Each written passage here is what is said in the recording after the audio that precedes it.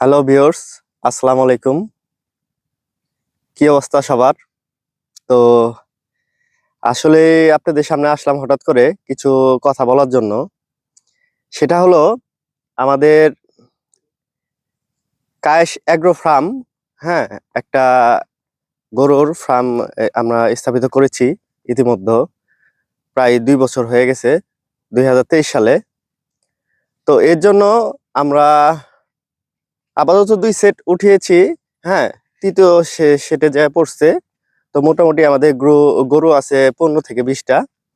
তো এদেরকে যে খাওয়ানোর জন্য যে ঘাস প্রয়োজন, তো এটার জন্য আমরা একটু পর্যবেক্ষণ করতে আসছি, জমি দেখতে আসছি।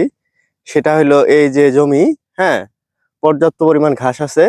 আর আমাদের আমাদের এই যে কায়েস এগ্রো ফার্মের মালিক আমার ছোট ভাই জনাব আমির কায়েস, হ্যাঁ? তো আমরা ২ ভাই মিলে একটু দেখতে আসছি ঘাসের ক্ষেতগুলা।